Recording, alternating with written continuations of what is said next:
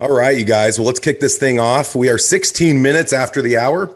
My name is Jeff Cohn, founder of Elite Real Estate Systems and our flagship brokerage, KW Elite, and our former flagship team, Omaha's Elite Real Estate Group, which grew from 70 to 700 sales in 6 years, making us the fastest growing real estate team in history in residential sides. I've said that a couple times. Also, we are famous for our podcast, the Team Building Podcast, where we interview top team leaders, broker owners, and thought leaders across the country. I know a recent invitation to all of our active ERS clients was to pick a topic based on the new guide we recently released, which Catherine's going to be talking about here in a couple minutes. We would love to showcase one of our best ERS clients on each topic. And last month, we just got done showcasing Ford Duncan. Ford did an amazing job talking about agent retention, which is the topic for this month. So we'll be getting into that topic here today. Andy's going to take us down the rabbit holes over the next 3 Thursdays. And we have some really awesome topics to be discussing surrounding agent retention, a topic that doesn't get discussed enough because most people are focused on selling real estate instead of retaining agents and all of the other things that have to do with growing a successful, scalable business in your marketplace. A few housekeeping items as people start popping in. We just came off of an amazing event, probably our best team building workshop ever, in attendance and in information shared. As you guys know, who've been on the platform for a long time, it's not the same content every single month. It's always different, especially by adding the masterminds after the 30-minute topical information. It can be ever changing. You never know what you're going to get. And it's our intention to continually bring you the best information that's applicable to your growth, your team, your city, each and every call. And I think we have kept up our end of the bargain. Of course, the masterminds only improve with your interaction and your involvement on those calls. So even today, be thinking about here in about 25 minutes when we open it up for Q&A, you can ask anything about any topic. It doesn't just have to be about retaining agents. And we feel like that offers you the one-on-one coaching that you need. You always are going to be able to ask questions pertaining to the biggest problems and challenges that you're facing in your business today. So we have these emails that go out. And it was funny, I was talking with Catherine in preparation to the call today and said, hey, would you mind taking everybody through that weekly email that you send out? And then she reminded me that it's not just the weekly recap email. There's also a newsletter that goes out once a month. And I said, well, if I didn't know that, I bet some of our clients don't know that either. And the most important thing for me, all of the high Ds on the call, maybe you're not the ones who are going down the rabbit holes and taking advantage of all the content we send out, but we want to make sure that your agents and staff are taking advantage of that. So Catherine's going to just take a couple minutes as more of you come in and recap what each of those emails are all about and what information you can find inside those emails. And I think, Kat, we'll do a quick screen share if you want to start off with the weekly recap. Or the newsletter, whichever one you want to go first. I have the weekly recap pulled up. Can you see it? Yep. Okay, so this is our weekly recap. It goes out, everyone receives it at 4 p.m. Central Standard Time on Fridays. So some places that's 2 p.m., some places that's 5 p.m., but everybody gets it at 4 p.m. CST. And currently it only goes to the people who are the account holders. If you've asked us for behind the scenes, like in an email, can you add this person to this email? Then we've also done that. We're also working on a way to add your agents to it. So you're the team leader. So we're working on a way to get this email to your agents. It's not as cut and clear on the back end to be able to do that, but we are working on that. So hopefully by the end of the year, they are too receiving this email. So this is our weekly recap. Again, this first paragraph here just is kind of what's coming up or rhetorical questions that get asked about your goals and things that are coming up, events that are coming up. And then it immediately follows the schedule for the week. So all of these buttons link exactly to the recording for that week and has the date and the topic. And then following that is the plan for the following week. So you get this on a Friday. So this is where the Monday would be. It's dated, has the type of training it is, and then the title of the training. And then these, you can click to add these to your Google Calendar if you want. And then the last section of this email is always our most soon upcoming event. So that is our virtual team building workshop, which is November 16th. What's that day look like, Kat? Speak to that for a second. So that is one full day. We go 9 to 5. We kick off with normal introductions. Everyone introduces himself. And then we kick off with content. So Kevin McGowan speaks about operations. Then Andy Cuny speaks about class. And then Jeff goes. And then we also plug in Clint. And he talks usually about an hour and a half to 2 hours about investing at somewhere in there. So that's a full day. We break for lunch, obviously. It's just one day, 9 to 5, and that's $97 for current clients. And then obviously you'll get a recording of that too. And so that's coming up on November 16th. This is our last event of the year. So unless you're going to Inman, we have a happy hour going to be happening there at the end of October. This is our last workshop event for the year, November 16th, and then we'll kick off the year in Southern California. We're hosting a workshop there on Thursday, January 20th. So that's the weekly recap email. You get this every Friday, you as the team leader. And then once a month, you get this newsletter-esque email, which just kicks off the topic for the month. And Ford, this is look our at brand those new handsome guys, huh? Nice work, buddy.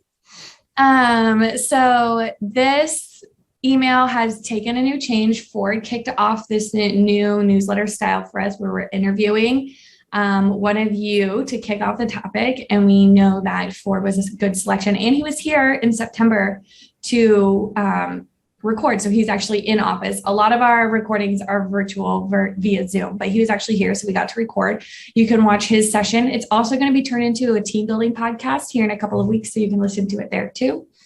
And then what this does is kind of gives an introduction to who Ford is and what they discuss. It also points out the 3 key topics that Andy's going to dive into later in this month. So we have Jeff kicking off today. And then these are the 3 topics that that Andy is going to work towards for the rest of the month, the rest of the weeks towards the month. And then right here, this image here is our brand new Elite Team Building Guide, which is in the drive. You all have access to it. You can also go to our website and download it. You can also go to Grow with ERS and download it. But this is just an image of it for the month. So November is metrics tracking. So it'll be metrics tracking coming next month. But these are the defined topics for the month and a clear goal that goes with each of these topics. So a lot of you were asking us to give you some more content, like goals to have for each week. And this is what this guide is. So there's 12 topics. There's 3 goals and 3 defined topics for each month of the year. So you can go download that, or you can just wait for it to come to you every month here. If you click on this, it brings you to the link in the drive where it is. So you can scroll and see all of that. And then, of course, this wraps with our events. Again, the virtual workshop, since that's our last event of the year. Kat, where will be the new section? Have we shared this officially yet? No, that hasn't come out yet because they haven't been recorded. Okay. I know you posted a teaser on Instagram. Yeah. So we have some more podcast content coming that's going to be answering some good questions for people. So that'll be coming. That'll be plugged in here too. You'll be able to see that. But this is Ford's interview. You can click on it. You can watch it. Also be turned into a podcast in a couple of weeks. But Ford and Jeff discussed, agent retention and how that looks on Ford's team and just a different perspective of it. But that's it. Perfect. Nice job, Catherine. Thank you very much for doing that. And then next month's topic, Kat, what is that? Metrics tracking. Okay. So I don't know if we've tapped anyone yet for a call on metrics tracking, but would like to invite anyone that thinks and feels they're doing an amazing job surrounding metrics tracking. You might be using CSU or Google Forms or Excel spreadsheets, something that you feel like is out of the norm and you want to be showcased on the podcast. We feel like it's a huge value add to introduce the next month's topic by actually taking a current ERS client and showcasing their success applying strategies around that specific topic. Yeah. And then career visioning is what we finish off the year with. So we have 2 months left of the year. We have metrics tracking next month and career visioning in December. And then we start all over again in January with big picture. Awesome. Thanks, Kat. If anyone has any questions, I know Catherine and Andy are always doing a great job taking care of the chat. So feel free to put questions in the chat. I'm also watching anyone that's sharing video. So if you want to raise your hand at any point, I can stop speaking and you can be involved. This is one of the things that I feel like really makes our coaching platform different than a lot of the other ones. A lot of content I see that's out there is just almost like recorded content where you don't get to participate. And I feel like by giving everyone in the group the ability to participate live really adds a lot of value, because you could ask questions specific to the challenges that you're going through, and then we can mastermind around those topics. For anyone that's new to ERS, welcome. This is the first high-level team leader kickoff call of the month. I kick these off the first Thursday of each month, and then our very own Andy Cuny will take you down the rabbit hole within that topic over the following 3 Thursdays. So the idea is to offer you 30 minutes of content and then 30 minutes of Q&A after each Thursday call. If there's 5 Thursdays in any given month, sometimes we'll offer you some type of an extra value add topic that's out of the normal topics. We've also had to cancel due to holidays and that sort of thing, but we're always going to fill at least 4 of those Thursdays. Of course, all the conversations we're having, including the Q&A section, are recorded. So we understand some clients have to leave after the topic is done when we dive into the Q&A section. That's why we kind of split those 2 things up. But if you want to jump in and just watch the recordings, you can get through all 2 hours of topical recordings. Of course, a whole month's content in 2 hours, which makes it really easy to consume the content. But of course, consuming and not applying is going to be the difference maker for your success within the platform. And I think this kind of segues nicely into the topic for the month, which is retaining agents. So I feel like there's a lot of things I want to talk about, and I don't have a ton of time, about 17 minutes, but I want to start off just by sharing my journey in attracting agents, starting with the launch of our team in 2011. In the first 3 months, we were generating over 300 internet leads a month, and everybody wanted to come onto the team and take our internet leads. So I think within just a couple of months, we had a team of about 6 or 7 people, and I had no idea who I was hiring. I had no idea how to retain them. I had no idea how to train them. I had no idea how to hold them accountable. I had no idea how to track the deals. I had no idea how to do contract to close. All I knew was how to sell real estate on my own. I was the rainmaker. And so I had to learn all of this while selling real estate, while not changing anything in my own business. And I know there's a lot of you feeling that frustration or that friction where you have 2 jobs or 7 jobs.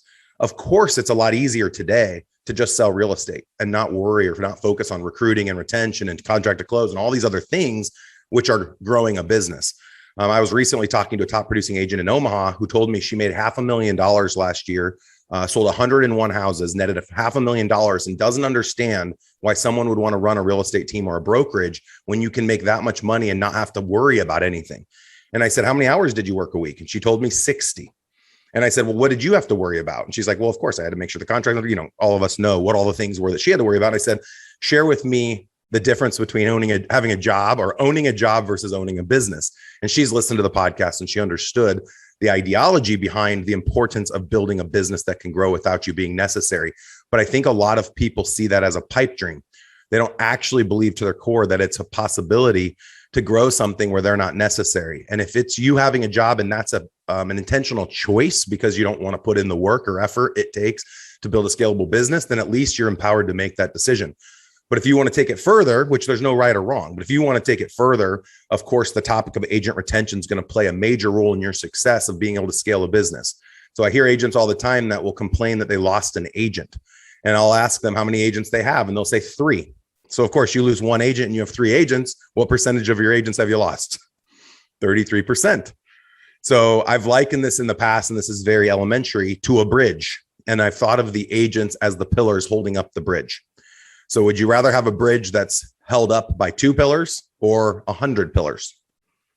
How much pain do you experience if you have a bridge that has 2 pillars and 1 pillar comes down versus a bridge that has 100 pillars and 1 pillar comes down? Now take those pillars and think of agents, and then also think of the revenue an agent generates to you and your team. All of us have a different number. Our number in Omaha averaged around $20,000 net a year per agent.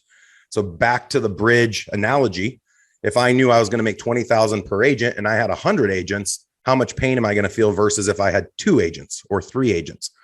And what we see is a lot of teams pride themselves on having 2 or 3 or 4 agents, and they brag about how well they're doing and how much money each agent does, how much money each agent generates, how much sales volume each agent is able to perform. And then I'll follow up with that and say, well, that's great, but what happens if you lose that 1 agent? That's a 30% hit to your net income. or a 50% hit or 100% hit to your income off of your team. And so the more agents, in my opinion, the better. I've never seen any restaurant or any franchise apologize for opening up more stores. It's all a numbers game. The more you have, the better revenue you can have, and the less suffrage you'll have on net profit if one of them goes away. And so the challenge becomes retaining the agents. And when it comes to retaining, we've talked on all the topics in this coaching product. Comes down to culture, lead gen, lead conversion, accountability, goal setting, metrics tracking. All these things apply to agent retention. So a lot of people think, oh, I'll only keep agents if I can generate leads for them, or I'll only keep agents if they think it's a fun culture, or I'll only keep agents if they feel like they can grow inside my organization. And the answer is yes, it's all of those things, but each person will choose why they stay. I think someone recently you've heard the quote, something like agents will come for leads and or come for splits, but they'll stay because of culture. I don't agree with that quote. Everyone will stay for different reasons. If you go through you should go through and interview the agents that are with you now and say, what's your number one, number two, and number three reason you're with our organization? And we've been doing that over 10 years. Every time we've hosted a workshop, and some of you witnessed this, we'll go around the room for 10 or 15 minutes and I call it a testimony meeting, where agents will stand up and testify using like a religious parallel as to why they choose to stay in my organization versus going somewhere else. And the answers are never the same. The answers are always different. The reasons people choose to stay are always different. But I think to the core, if people will really truly dig deep, I think the reason people stay is because they believe that your organization is the vehicle that will allow them to accomplish their sales goals, that will allow them to generate the income to live and lead the life of their dreams. And if they believe they can do that in your organization faster with less energy, they're going to stay in your organization. I never have seen someone leave saying, I want to work harder, I'm going to leave. I want to make less money, I'm going to leave. I want to have less friends or a worse culture, I'm going to leave. They're always leaving for something they believe is better.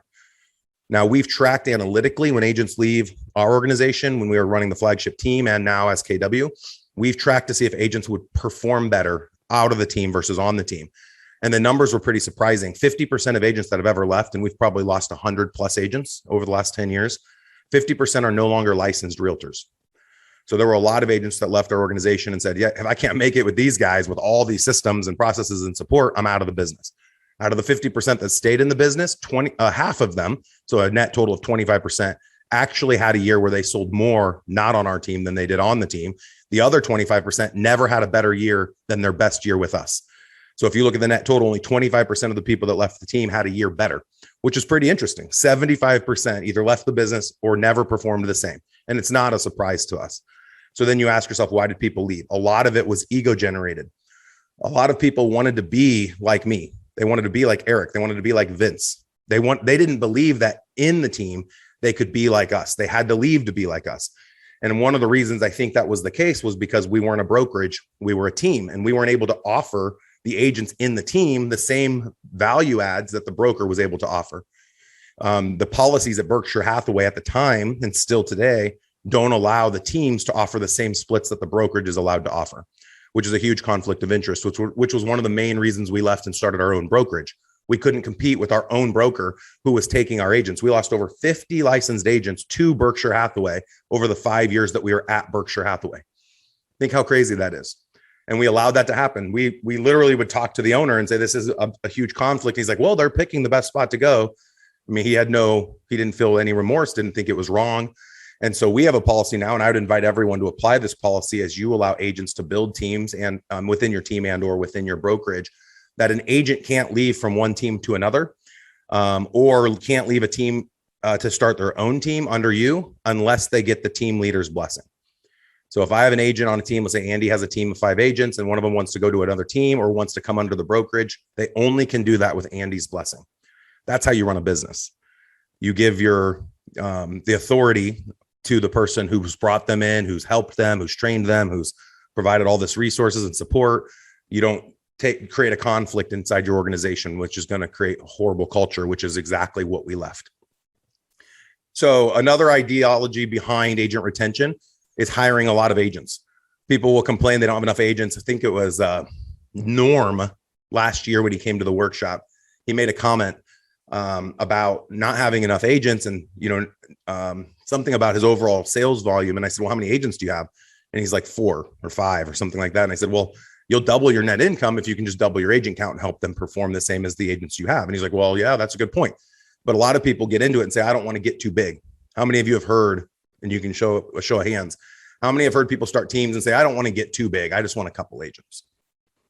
I never have understood that sentiment. That doesn't even compute in my brain. That'd be like an individual agent saying, yeah, I want to sell real estate, but I don't want to sell that many houses. I've never heard an individual agent say, I don't want to sell that many houses. I can't see Frank in LA going, you know what? I'm good with 3 listings a year. 9 would be ridiculous. I'm just going to stay with 3.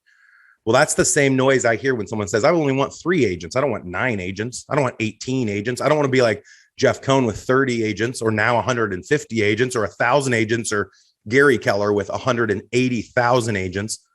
Why? And the answer is systems and processes. People think they're creating a judgment on growth based on them having to be the success manager, the accountability coach, the contract to close person, the marketing director. But the truth is, you're going to leverage all of those positions. Your growth is not going to be specific to you playing an active role in all of those positions. You're going to hire people for that. So really what I hear when someone says they don't want more agents, or if an agent ever said, I don't want more clients, is they don't want to have to put the work in to create the systems and processes necessary for growth. And that to me that encompasses what ERS's role is. It's our job as a coaching organization, paralleled and partnered with your businesses, to help you have the confidence to put into place very simple systems and processes to help you grow, and have the courage to add another agent, to have the courage to pay for another CRM, to have the courage to generate leads that cost you money up front because you know you're going to make a referral fee on the back end, to have the courage to leave your brokerage, to go to a different brokerage and start your own brokerage and or team, because you believe it's an environment that will allow you for growth. And we've had to make 2 or 3 brokerage changes because we kept growing too big within the brokerage, which leads me to the last point before we get into Q&A. And some of you have heard me speak to this, but it's the 3 different types of agents and what they expect. So an agent that wants to join your team today that's never sold before, or has only sold a handful of homes, is a dependent agent. And this is important to delineate when it comes to agent retention, because you have to know the type of agent you have. It's not just the personality test. If you look at DISC or Myers-Briggs or the Gallup Strengths Finder, yes, you need to know that as well so that you can better retain your agents. But more importantly, it's what those agents need. And Eric versus Sherry versus Bill versus Michelle, all of us need different things. And so we've kind of categorized that into 3 different types of agents. You have your dependent agent who's dependent on everything. They're dependent on leads. They're dependent on systems. They're dependent on contract to close services, listing presentations, someone writing their commission check, hanging their brokerage license somewhere. They need everything. And most teams in America are designed to support the dependent agent. And most brokers in America are okay allowing agents to run teams because their hope is that those dependent agents will grow, which they will, and become interdependent agents and will no longer need the team. And they'll leave you to become a team within the brokerage that you're already at, that you've already been supporting for years and years and years. And it's the conflict of interest I was just talking about a few minutes ago. The only reason they leave, in my opinion, is ego, as long as your team offers an interdependent commission split and an interdependent lead gen process and an interdependent contract to close support. So we have to build a world big enough where an agent doesn't have to choose to leave. They can stay inside of our team and get the same benefits that they would have otherwise gotten had they left and hung their license at the brokerage versus on your team. So the third level, which is the hardest to do as a team, speaking from experience of running our team, is the independent agent. Independents are most of you on this call today. I don't know how many brokers we have. Show of hands, how many have a brokerage license? And I'm delineating between just an independent contractor versus a broker. About half of you. How many that raise their hands are the designated broker, or are you? Raise your hand if you are the broker of your real estate company. So a lot of people have their broker's license, but aren't the broker. About 3 of you are the broker. So if you become a broker, you can completely live and survive on your own on an island. You're an independent office. You don't need a broker. You do your own commission checks. You do all your contract to close, compliance. You're the fiduciary with the responsibility of all the agents within the organization, making sure they have all their I's dotted and their T's crossed. So as a team, it's very difficult to offer an independent option if you're not a team that's running the teamridge, which is essentially a brokerage running like a team, which is how every brokerage should run, but don't. So it was our intention as we scaled Omaha's Elite, we got up to about 30 agents. We had a very hard time getting bigger than 30. And we were running an independent model with the exception of not having our broker's license. Everything else we were doing internally, writing commission checks, contract to close, admin support. We didn't use anything that Berkshire offered. Literally nothing Berkshire offered did we use. It was all independent. But we were hanging our license at Berkshire and paying 6% of our deals for the name. In Omaha, they have 50% market share. We wanted their name. We felt like we needed their name as we grew, but we couldn't grow beyond 30 agents. So we had to go to Keller Williams and literally just demolish the team. And the team just became agents within the brokerage to be able to offer the independent option. And literally we would let now brokerages choose. We just announced we're one of the first locations in the country that is supporting an independent brokerage, which is located in Omaha, Nebraska. That's not, their licenses aren't at our brokerage. So they are using us the same way you would use a CRM system or any other type of technology. They're paying us $4,000 a month to have access to KW Elite technology, to have access to Keller Williams command system, to pretty much have access to everything, but we have no fiduciary responsibility over them. What's the name, Andy? Evolve Real Estate Team with Jeremy Harper. So this is actually the future of Keller Williams. And I'm bringing this up because this is going to affect and impact every brokerage you guys are at, even if you're your own brokerage. So Gary Keller's vision, and he shared this with me one-on-one 2 years ago, was similar to EXP, where EXP's goal is to have a licensed designated broker in every state. And if you're an EXP agent in Omaha, Nebraska, and you want an agent to be licensed, on your team in San Diego, they can be, because they hang their license with the California designated broker, but the commissions actually can come into the Nebraska designated broker, and then you pay that agent like a referral fee. So you can essentially build a team across the nation. Well, that's Gary Keller's vision as well. So they're starting to work on having Keller Williams designated brokers. This is out of Keller Williams Real Estate International. This is KWX. This is outside of the franchise. He's essentially started a second tier, if you will. So imagine a world where Remax agents and or Indy brokers and Century 21 brokers, and name the brokerage, if they need the additional technology that Keller Williams creates, they don't have to have their agents licensed at Keller Williams. They can stay licensed at Remax or Century or any of these other places, just like we do when it comes to what CRM we're going to use, but they can pay monthly to have access to everything that Keller Williams offers. And the reason I share this ideology is because I feel like as a team, we should be thinking on the same level. When it comes to agent retention, we should be thinking, what value adds have we created inside of our organization that are so strong that an agent may choose to pay us monthly? So we hit our 20,000 net a year or 50,000 net a year. The agent may pay to be in our world, but hang their license somewhere else. Doesn't that sound crazy? We have someone paying us $4,000 a month. Some of you rose your hands and said you were a broker. Would you pay us $4,000 a month to offer you lead gen, lead conversion, all the back office systems and tools, marketing tools, contract to close, accountability coaches? A lot of people would say yes, especially when you're an independent brokerage on an island and you have no resources or no support of a franchise. And you're like, hey, for 50 grand a year, I can get all these additional resources, but I can still have the autonomy of being my own broker and being in control. Sign me up. Well, Gary Keller felt the same. 180,000 agents is only 10% of the overall agent count in the nation. He'd love to have 2 million agents paying for access to this thing that he created. So there's lots to talk about, and Andy's going to take you guys down the rabbit hole of 3 main topics. Andy, do you have those in front of you, or Kat, do you have those in front of you?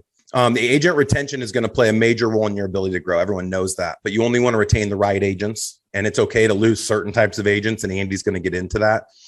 We've learned over time, there were lots of agents we hired that we should have never hired, but you don't want to lose like some agents we will lose and say, man, we really shouldn't have lost that agent. That's unfortunate. And we made sure, just like if you lose a listing or a buyer, you always want to ask them in an exit interview, and always have 2 deep leadership when you do those, why the person's choosing to leave, and get the right answers out of them.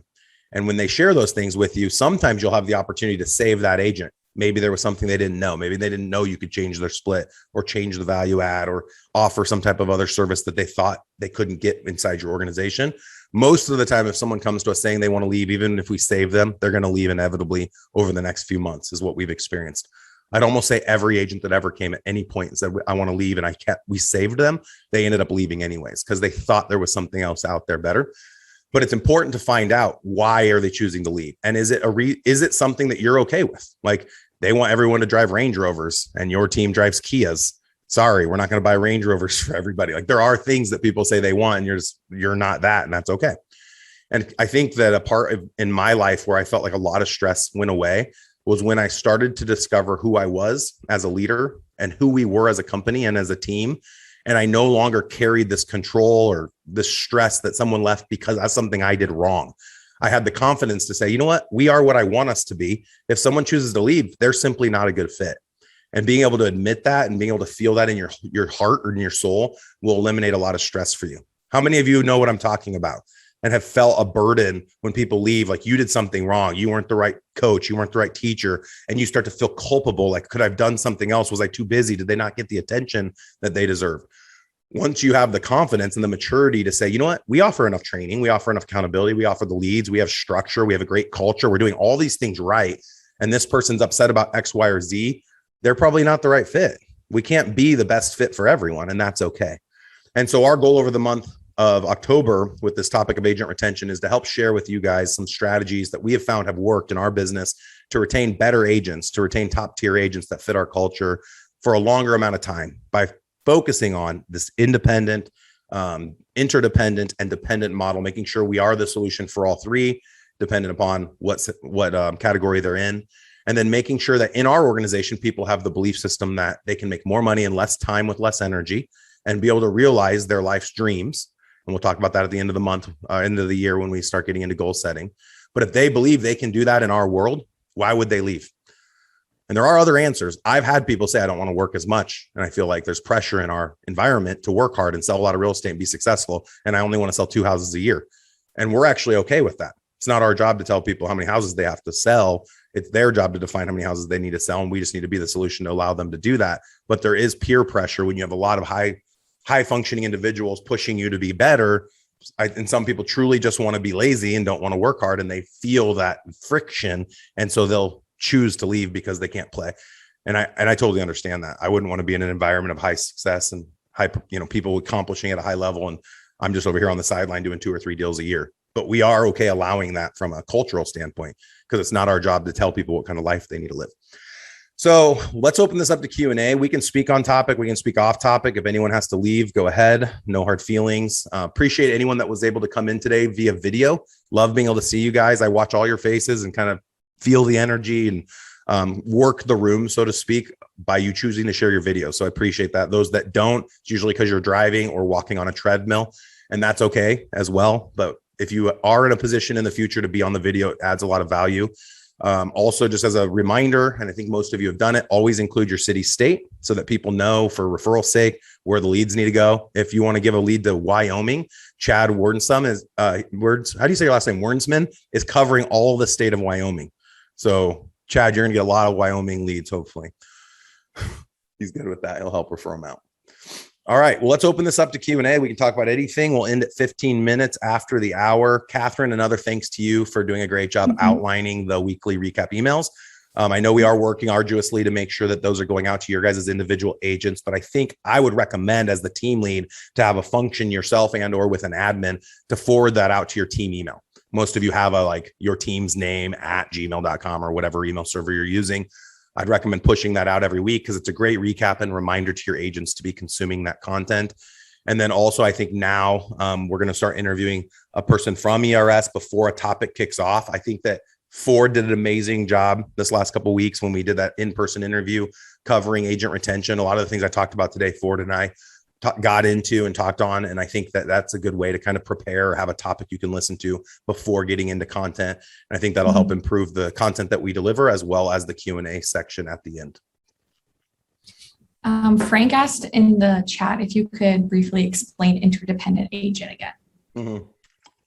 Yeah, I didn't do a good job explaining that or the independent, but interdependent is really what you see. Like I would say 90% of agents are interdependent. It's the agent that knows how to sell. They know how to do a list press. They know how to do the paperwork. They're probably not doing a lot with lead gen. They're just working their sphere, but they don't want to have anything to do with the brokerage side. They don't want to have to do anything to do with the commissions. They might not touch paperwork at all. So it's like your traditional agent. That's who the brokers want. That's what traditional brokerages were built to support the interdependent agent. Again, dependent being brand new, just got into the business. They can't do anything without a mentor, someone else helping them. The traditional broker has not created a solution for that. That's why traditional brokers will send brand new agents onto teams. The team will teach them, help them for a couple of years, and then that agent leaves the team to be an agent, interdependent agent inside the brokerage. And then independent, the traditional broker hasn't created a solution for that either. That's why so many people have left to go to EXP. They don't know. They see that the broker, which I don't believe the traditional broker offers very much value, maybe 1% of traditional brokerages in America. And so when you're a teamridge or a team or a brokerage, and you're seeing that the franchise you're at offers no value, but they're collecting a 6% franchise fee and monthly fees and tech fees and E&O and all these other things, you're like, why am I giving all this money to this entity that's not doing anything for me? I'll just go off and be on my own. And so the brokerage of the future is going to have a platform that supports all three of those situations: dependent, interdependent, and independent. And so like what I was sharing earlier, our company, KW Elite, was able to be the designated broker in the state of Nebraska. And so now we can have agents anywhere in the country receive all of the benefits that anyone inside of Keller Williams would get when it comes to technology and training, as well as everything ERS and KW Elite offers, without those companies actually hanging their licenses with us. So like those realtors are legally inside of that real estate commission. They're not hanging licenses with us. We have no fiduciary responsibility over them. They're just paying us every month to have access to all that technology, which is pretty cool. And I see that being the future for brokers that want to stay relevant and be able to compete. They don't have to be at a brokerage, at another brokerage franchise. They can be independent, and then they can just pay a monthly fee to have access to the company that they think offers the most value to them. No different than how all of you on this call today are paying ERS every single month. We have no fiduciary responsibility. We have nothing to do with your real estate transactions, but we play a role in your team's success and your team's growth. I think it's the exact same mindset. All right, Bill, and then who's on deck? Yeah, I just have some feedback from my own. We've been at this for about 4 years now, and now we have some agents that are developing and probably going to be in the position to start their own teams. And I've learned a lot by coming to Omaha and talking to some of the guys that have started their own teams. We've hit a little bit of glitch, and I just say this so people can think about this. My team is the Bill Heenan group. Well, you can't start the Joe Smith group under the Bill Heenan group, under William Ravis Real Estate. My broker is William Ravis Real Estate. So I wish I would have had a little more forethought into the process, because now at some point I got to go back to the broker and create this next level of entity where all the groups can fit under. So that's a conversation that's going to take place probably in the coming months. But that's where we are. And I think that, we bring a lot of value with the systems that we've been developing through your help. And, I would hope that we're able to retain these guys. So, yeah, you talked to me about that in person, Bill, at this last event. And that is tough. That's tough. And I've said from the beginning, we were the Cone team until 2011. And our tagline was Omaha's Elite Real Estate Group. And we became Omaha's Elite because I didn't want my name in it, because I didn't want people to want me. I just wanted them to want agents from Omaha's Elite Real Estate Group. And that was a long time ago, but it is tough once you've chosen a name, which I'm not against someone using a name, but it is tough if your real estate commission doesn't allow someone to be the Jeff Cone group at the Bill Heenan Real Estate Group or team. And normally a commission won't allow that. They'll just want the agent to use their first name. So now we're talking about offering those agents the ability to have a team within your team. The name is going to become an issue. So I would highly recommend, Bill, and I think we talked about this in person, but this is for the whole group, that you consider changing your name. So changing the name of your entity so that people can be a team within your entity. And this is where that independent model works so well. You're the broker attached to another brokerage and or not attached to another brokerage. And then teams and groups can be whatever names they want inside of your brokerage rather than you running a teamridge. This was a friction that we were feeling too. This was one of the reasons in 2019 we knew it was time to leave Berkshire, because we were facing the same thing. Even as Omaha's Elite Real Estate Group, you couldn't have Bill Heenan team at Omaha's Elite Real Estate Group. It's double dipping. The real estate commission wouldn't allow it, so it had to be Bill Heenan at Omaha's Elite Real Estate Group at Berkshire Hathaway Home Services Ambassador Real Estate. But now Bill Heenan has 10 agents. What do they say? I'm Joe Schmo with Bill Heenan on the Omaha's Elite Real Estate Group, and Berkshire Hathaway Home Services Ambassador Real Estate starts to get absolutely ridiculous.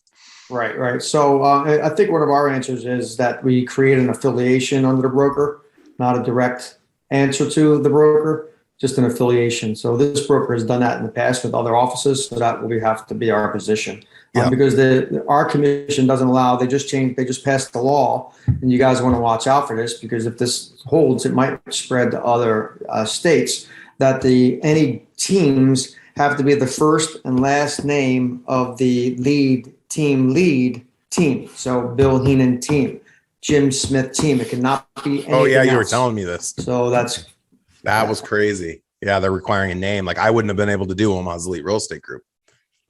That's crazy.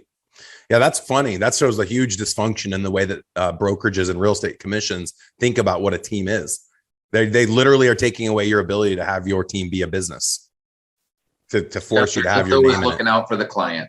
Yeah, exactly. Wouldn't want the client to get confused. All right, Bill. Well, thank you for that heads up. That was awesome. Appreciate that. And I think another solution could be if Bill, you keep your name Bill Heenan Group or Bill Heenan Team, similar to our strategy around allowing indies to attach to us. Agents can still be with you, but they're not under Bill Heenan. They could literally be under themselves, and you could have a contract with them that you're going to keep the same split as if they were under you. I don't know if your commission allows that, but you would just essentially have ownership of the Joe Schmo Group, and you'd keep 20% of all the Joe Schmo Group's deals, and they'd still come to all your team's events. And maybe your real estate commission would allow a powered by Bill Heenan. That'd be kind of cool. So they can keep whatever name they want, independent. And then you get a nod because it says powered by Bill Heenan or BH or whatever you wanted to do. All right. What else? I have a question. Go ahead. So we're expanding to Manhattan, and we're Boomtown. We're trying to we did a campaign on rentals, which is not too bad. Now we're trying to do resale in Manhattan, and with the digital strategy, we're trying to figure out what areas to focus on the digital strategy. And it seems like between trying to get their help, we're all over the place. What be the best way to is there a way to look to see what areas for searching for the AdWords would be for a certain area, like for Manhattan, such a competitive area?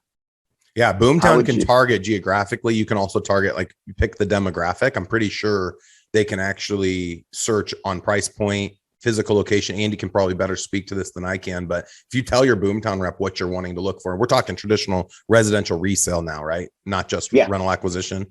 Yeah. The rental 250, we just put it in there. It's not bad. It's turned out pretty good, but now we're trying to go after resale. It's tough. Yeah. And we're trying to do all kinds of And we're talking Manhattan, New York, not Manhattan, Kansas. No, Manhattan, New York. Yes. Yeah, man, that's tough. That's a tough market. I'm good friends with a couple agents there, and I know it's a tough market. So when you speak on rental, you're talking about representing them to help them place a renter in their property, and then you get paid a commission similar to traditional real estate sale commission. Yes. Yeah. I know Boomtown can target, the Boomtown product is designed for the masses. And I know that I don't think it does as well in big cities like that. I've experienced that it doesn't, from what I've heard from people that use Boomtown, not to say that it can't. And so I would just work with Boomtown to find out, for those that are in big cities like a Manhattan, what those search terms need to look like to be able to capture the most amount of people. And they'll have that data. They've been doing it for a long time. Okay. Thank you. Mm-hmm. Yeah, that's a good question. I just saw that pop up. Thoughts on taking an agent who's left? So 100%, it just depends on how they leave. If someone leaves respectfully, we have a good meeting. They say thank you to the agents, thank you to the staff. They leave on good terms, that we don't hear that they talk bad about us. Of course, the door is always open. I can't imagine a world, like, I don't know how old school you have to be to, say, if you leave my team, you're dead to me and you're never coming back. Like, what kind of tone would that set, or what kind of culture is that? And I'll actually flip that script. And Andy and Catherine and Kevin have heard me say this so many times, and every time they're just like, oh my gosh, you just said it again. I'll tell agents, if you have a doubt that our company isn't the vehicle to help you live and lead the life of your dreams, I invite you to leave our company. Go join another team, go start your own team, go to a different brokerage, go see if there's something better out there. And if you discover that it's not better, we want you to come back. We know, because pride gets in the way and ego, you might not choose to come back, even though you know it's better. But we do invite you to go test the waters and see if there's something out there that's better. To be able to say that is the most empowering feeling as a leader, to have the confidence that you have the superior product and the superior support and the superior culture and the superior leads, et cetera, et cetera, et cetera, to be able to invite your agents to leave you. What do you think they think when you say that? They think, holy cow, my team leader is very confident about what they offer. I don't think I should leave. But if they do choose to leave, the doors open. Now, if an agent leaves and says Andy's a liar and Jeff cheated and they steal commissions and they're horrible and they're slave drivers or whatever the case might be, then of course we're not going to allow them to come back. But I think we've probably, Andy, you can help me on the number, we've probably had 10 or 15 agents leave and return. We've had some that did it more than twice. We've had some that did it 3, maybe even 4 times. And a lot of times it's because they're having a baby or a life situation comes up and they just don't feel like they can take full advantage of what our team has to offer. And so they want to go somewhere to hide. They want to go to a brokerage where they can just kind of hide in the corner and keep their license active. But when they're ready to work hard again, they come back. Anyone else want to speak to that one? Does anyone disagree with that? Does anyone feel like if somebody leaves, then they should be dead to you and you shouldn't allow them to come back?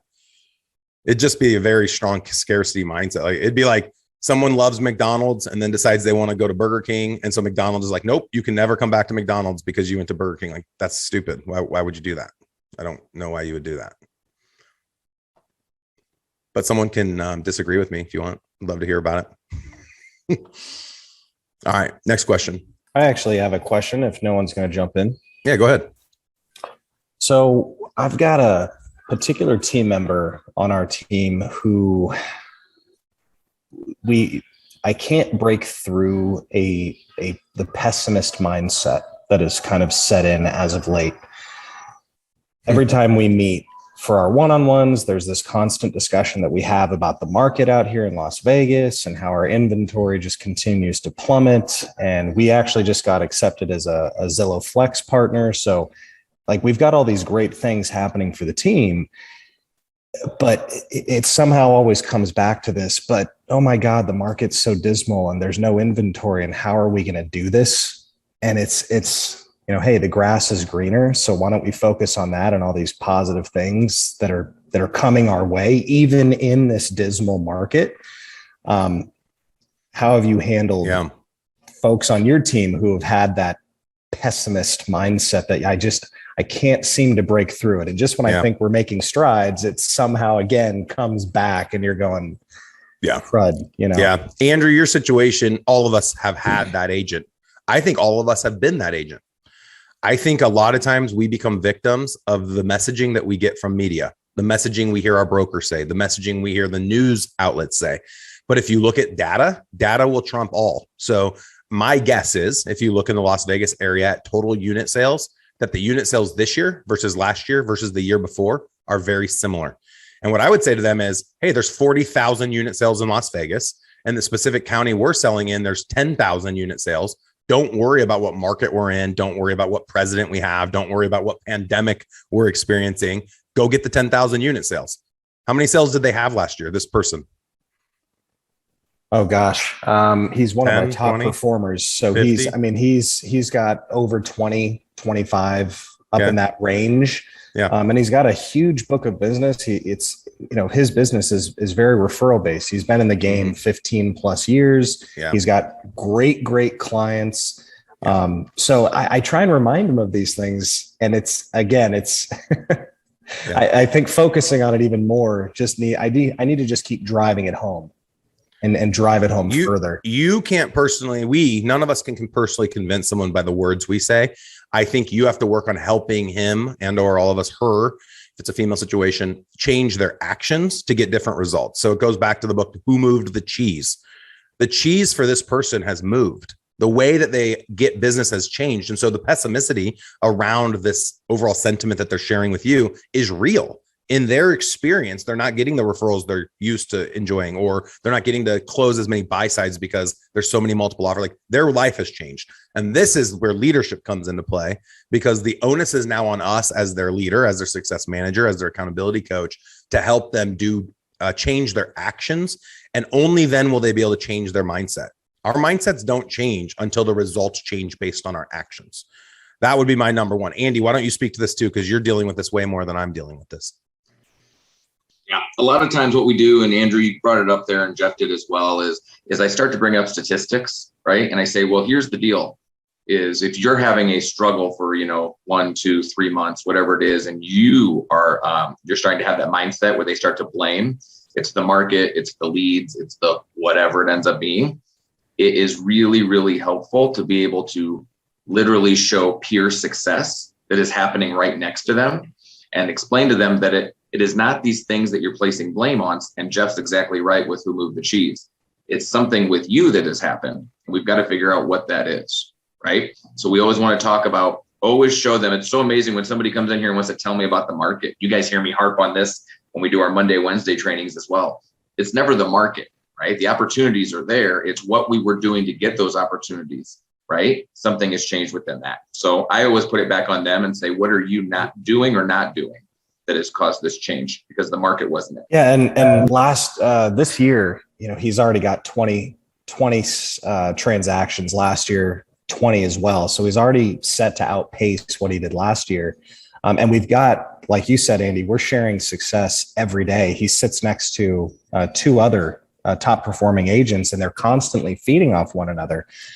It's that mindset. And he's even a self-admitted pessimist too, which is even worse, because he'll tell me, hey, I hate to be that asshole. And I'm just going, well, stop. Yeah. Don't do it anymore. Yeah. Let me jump in with one more thing. So this is a little bit more on the psychology side, and I find this to be pretty interesting. But the way he's communicating to you, Andrew, might be entirely different than the way he's communicating to his significant other, to other agents in the office, to agents that are on his team or his staff. You're his bitch person. You're his vent. You're his outlet. And that's what your role is. And that's okay. He just wants to have someone that he respects, listen to him. And maybe all he needs, and this is hard for men most of the time, maybe all he needs is empathy. Andrew, I know it's been really hard. This market's crazy. We've never seen anything like this. I know this is probably a struggle for you, but look how great you're doing. You're doing so awesome. You've had the best year ever. Keep doing what you're doing, buddy. I mean, that might be all he needs. And Andy and I've talked about this a lot from a leadership standpoint, because I've gotten to work with Andy as his leader. And Andy's probably one of the best examples I know. Andy, shut your thing off for a second. Andy's probably one of the best examples I know about I call it bitching up. Right? Complaining up. You complain to your leadership. You don't complain to the people below you. If you're ever going to complain, you could complain up. So you might even look at this, and for you, Andrew, flip it upside down and go, wow, he really likes me. He really respects me as his team lead, because he comes to me instead of just coming and saying, oh yeah, everything's great, Andrew, I'm good. Let's go back out there and keep selling. He's coming to you and sharing some true fears and some true insecurities that he's experiencing in the market, and looking to you to show empathy to him and to give him an attaboy and the words of affirmation so that he can go back out and keep doing what he's doing. And it could be that simple. And we're looking into it too much. Like, oh no, this person, his results have proven, even though he knows there's a challenge out there and he has somewhat of a pessimistic outlook. Some people are just wired that way, and he just wants you some love. And as leaders, like, we've got to give ourselves. That's one of the biggest challenges. You'll feel it after the end of a day of accountability meetings. You have to give people love, and you got to show empathy. And it's no different than in interpersonal relationships. Agents need some of that. So don't look into it sometimes too much. Ask yourself, why are they communicating this to me? And then what role can I play to help them become the best version of themselves every day, every week, every month, every year? That's what leaders do. It's as if you've been part of those conversations, Jeff. Good Lord.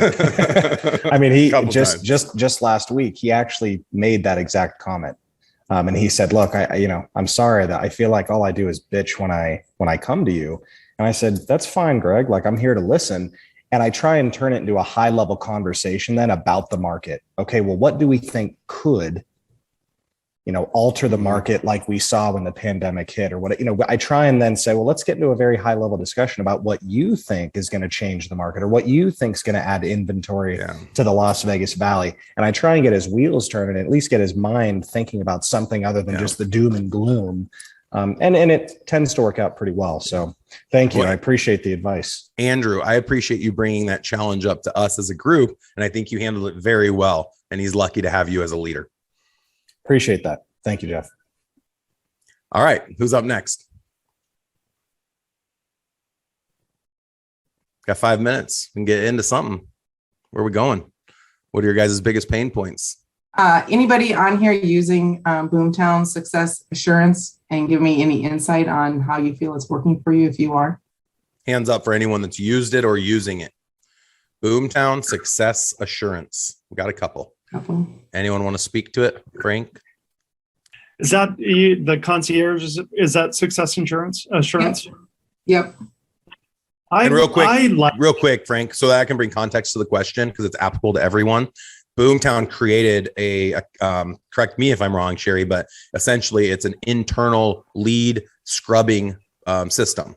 So they've got callers that are calling in when the leads come in and scrubbing on behalf. They actually got the idea from my seventh cousin, Josh Cunningham. I wore his hat last time I was on Rockerbox. So Rockerbox was their preferred partner, and he feels like they took all of his ideas and then they just built it internally, which I have no problem with. He didn't have a non-compete or anything signed with them. And so that's kind of what they're trying to do, is the same product that Rockerbox offers. Am I right? Right. Okay. So Frank, how is it working for you? Yeah, I actually rely on it, and I've had it since I've had Boomtown, which is probably a year and a half. And because I can't get to everybody all the time. I can't always make 3 calls a day. I can't always. We don't want to hear your excuses, Frank. Just tell us how it's going. Yeah, no, I'm telling you. So I rely on them to actually flush some of this stuff out. And now they have changed it per whatever rules are out there, where when they text someone, it gives them the option to just opt out right away. And that's a recent change in telecommunication rules. So I didn't know that. It will qualify them and or get rid of them pretty quickly, while I can be focusing on people who, it's my sphere of influence or something like that. When they opt out, real quick, Frank, out of curiosity, you're saying when the auto text goes out, they have the option to opt out of texting, but does that also opt them out as a lead inside of Boomtown? No. Okay. They'll still be in Boomtown. They'll still be in Boomtown. If they created an e-alert inside of Boomtown, that's search for those of you that don't know, that will still remain. And if someone opts out of texting, it's fine. I'm still calling them to try and reach them, but I'll leave the search in there just in case. But I have a code too. If somebody says, get rid of me, I add at the end of their last name a hyphen and then trash in capital letters, so that if this lead comes up again, I know I've trashed it and dealt with it in the past already. I still have the option, and those people can still go like a year later, hey, I need you now, then I can just simply remove that. But it helps me more clearly separate, the ones that are ready to go or not. Okay. So you'd recommend for people to use that? Yeah. And what I've said, and Vince, I know you have a comment. Anyone else that wants to speak to this can. If your agents aren't, and I know Frank went through reasons why he chooses not to call. I don't like hearing the language I can't. That's why I kind of jumped on him, because he can do whatever he wants. He's choosing not to, and that's okay. But let's make an intentional choice to say, we're not choosing to do this. So if you're not choosing to do lead follow-up at the highest level, then you can outsource lead follow-up. So this applies to any leads you're generating, leads from open houses, leads from cold calling, internet leads that register, leads that come in off your website organically, and you have a third-party company. It can be an internal person and or an external person, both in the United States or outside the United States. If you're going to choose an option outside of Boomtown, Rockerbox is the one I always am going to push. It's cheap. I think it's, $7 a lead, Andy? So if you add up how many leads you generate a month, for $7 per lead, they'll make 10 calls, do automatic texting, automatic emailing. They'll do all the lead follow-up, and then they're placing the lead to the agent you specify you want to receive the lead once it has indicated it's ready to meet with an agent in the next 3 months. So they're scrubbing it all the way. We believe in the camp, we're 1% of the teams in America, that the agents should be doing all of that. We require agents that take leads to do all of that work in Omaha. But in all of our expansion locations across the country, we are no longer relying on the agents, because the reasons Frank said, agents don't want to work it. We're now requiring all leads get scrubbed through through Rockerbox, all the Boomtown leads getting scrubbed through Rockerbox, and then handed off to the agents after that for a 50% referral fee. Yeah, it's just like having an ISA. It's the same kind of thing. So I rely on it. Cool. It's not like I'm dumping it all to them. Sure. It's a tool. Yep. So we operate off the 90-day green light, red light, right? So we tried it for 90 days last year, and to be honest, it was a total disaster. And of course, my agents on my team, they converted at a pretty high rate. So I believe, if I remember correctly, the conversion rate dropped by like 75% based off of what we were able to do. So when you chose to use their lead scrub versus your own agent scrubbing, it was a much lower conversion ratio. Was it still profitable? I'd have to look at that. Probably no, not if we dropped by like 75%. So I'd say no. Probably not. Okay. No. Is there anything your company could, like, from an extreme ownership standpoint, do you think it wasn't as successful because of Boomtown's callers, or because your agents didn't think it was a good lead when it came in after getting scrubbed by Boomtown? Like, see what I'm saying? Like, Oh yeah. Did they do their job, but your agents didn't do theirs, or do you feel like they didn't scrub as well as your agent scrubbed, and that was They definitely didn't scrub. Yeah, the amount that we actually got transferred over, I don't remember. It was over a little over a year ago, but it was really, really, really low. Okay. So let's end on this point, because this is a really great talking point. It comes up all the time on podcasts and on panels and stages and speaking and all sorts of stuff. The difference is this: it's one thing, and I call it problem solving. An agent in a city where the lead came through can problem solve so many different situations where they can make money. Oh, you're moving from Wyoming. I know an agent in Wyoming. I'll send you a lead. Yeah, they might not end up buying or selling with me in my city, but I get to send a referral now and make 25 or 50% on that referral. Oh, you're renting, but you want to buy in 8 months from now? Awesome. I'll help you find an agent to get you into a rental. And then when you're ready to buy or sell, I'd love for you to work with me. So I call it problem solving. If it's a person calling from College Station, which is Rocker Box's headquarters, or Boomtown, which is out of Charleston, if they're making the call from there, I don't think they're problem solving anything other than when that person's ready to buy or sell residential real estate in the city that the client is paying. And in that one little detail, problem solving, I think your agents in your city are going to do a better job. But if you're frank, or there's hundreds of examples, just like us in our expansion locations, if you simply don't want to build the system that has to train the agents and hold them accountable to making the calls, and your agents just simply don't want to make the calls, they want better leads, like proven Zillow leads are going to be better. Realtor.com leads are better. They're better because they're scrubbed. Zillow scrubs the leads. A lot of people don't know that. I've been to their headquarters. They have 3 floors in Seattle. They're not requiring people now because of COVID, but they scrub all those leads. That's why they convert about 12 to 15% of Zillow leads go under contract, because that person has indicated we're ready to buy or sell. It's been scrubbed.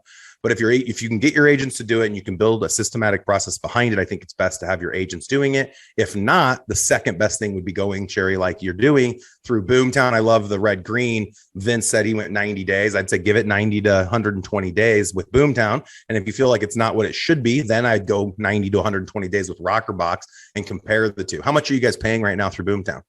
Is it about $7 a lead? It's $4.50 a lead, I believe. $4.50 per lead. Mm-hmm. Okay. So you can base it on lead conversion. Like, I bet Vince was still profitable. He just wasn't getting to experience the profits he had when his own agents were choosing to take the leads. I'd rather have half the agents working the leads and have them work the leads than double the agents saying, yeah, I'll take scrub leads and going through a third party. You're just going to get better results because a person physically in that location is going to be able to problem solve better. And then also, I think as a consumer, I don't want some rando doing a lead scrub call with me and then handing me off. I want the agent I'm going to work with. When someone gets a call from a website, they want the person they're going to work with. They don't want the handoff, in my opinion. I don't want the handoff. So I would think most people don't want the handoff. And that's what you're experiencing when you're hiring a lead scrubber. If it's an internal sales agent in your own physical office, I think that handoff's a little bit stronger because they're in that city. They can speak to the city. They can speak to the team. They have a personal relationship to the team. That would be the best solution if your agent's not going to do it. But then I think it's keeping it in the United States, at least, no accent, if you're going to have a lead scrubber like a Rockerbox or a Boomtown. Do you guys know if other companies offer the same services? Does Sync offer that? Real Geeks, Real Estate Webmasters? You guys on any other platforms that offer lead scrubbing? Boomtown's the only one I know of other than Zillow. Bill, were you speaking? Yeah, no on Real Geeks. No on Real Geeks. Okay. And Realtor.com is doing it now too, like Zillow. They're doing it internally. So then they're charging a bigger split. Guys, the direction they're going, I've talked about big tech. They're going to be charging 80 or 90% referral fees. If they can generate the lead, if they can scrub the lead, tee it up, it's ready to go. They literally just need a real estate license in that state to write the contract. They could probably get to just paying an agent $100. Think about this. Like, that's the future. They're not going to use agents. They're using agents right now to test their products. They're not going to use agents. They're going to have agents that they pay a salary to that are going to have a job. You'll have a Zillow approved agent in every city that gets paid, call it 24 grand a year, like a Redfin, and then a little bonus every sale. Are there agents that are willing to do that out of 2 million agents in the United States? Yes. So this is a big deal who you choose to give your money to, because all you're doing, in my opinion, if you're using Realtor.com or Zillow, there's a lot of other examples, is you're helping them with research and development so they can take you out of the business. That's why we've stayed with Google AdWords as a majority of where we spend our money, 10 grand a month. And that's why I would rather outsource to someone like Rockerbox versus keeping it inside of Boomtown. Because what do you think Boomtown's going to do? I've talked to Greer Allen about this very topic. Boomtown eventually will probably have 2 arms. One will be consumer like us. The other will be lead gen, lead scrubbing, and then they'll charge a 90% referral fee to Boomtown approved agents. If they were smart, that's what they'd do. Think how much more money they'd make. Right now they get $4.50. They could be making $10,000 a closed lead. if they built the infrastructure for it. That's the direction they should go in. I would tell Greer that to his face. Like, you're crazy. You have this entire process of generating all this business, and all you're making is $1,000 a month off the platform, and then little side things like $4.50, when he could be charging. What agent in America wouldn't pay a 50% referral fee right now on a listing lead? So why wouldn't they use their own platform to generate listing leads and charge 50% referral fees? That's what Zillow's doing, right? So pretty crazy stuff, you guys. Thank you. Andy, any closing remarks? Is Andy still here? He might have jumped into his next meeting. He'll be delivering some really great content, you guys, when it comes to agent retention. Jump on those calls the next 3 Thursdays. We'd love for you to attend one of these group team building workshops virtually. The last one was a huge success. We'll have another one in November. I think Kat said it's like $100. I don't think it's that expensive. The thing that's awesome about it, if you say, well, what's different between that and our ERS coaching, is you're getting everything in one day. So you're essentially getting the 12 months of ERS in a crash course. And I think from the feedback we've gotten from current ERS clients is it puts it all together really nicely. I think we do offer you the recording for free. I think it's in special events, if you guys want to ever just go access one of the recordings. But getting to attend live, you're going to be able to interact the same way you interact here. And then, of course, for anyone on the West Coast, would love to see you at that workshop in January. That's going to be a lot of fun. We've only done one workshop outside of Nebraska. It was in Miami a year and a half ago. So that's going to be great. Another thing we didn't mention, we're going to be at Inman. So Wednesday night in Inman, I think it's like, I don't remember, October 25th or 26th. It's in Las Vegas. We're going to do a happy hour for a few hours. So if you're going to be at Inman, be watching on Instagram. We'll be posting some information about the happy hour that we're going to host there. And that's it. Great call today. Great questions, you guys. Thanks for your interaction. Have a great week. Be the leaders that you are. Keep growing, keep scaling, and live and lead the life of your dreams. Appreciate you guys being here.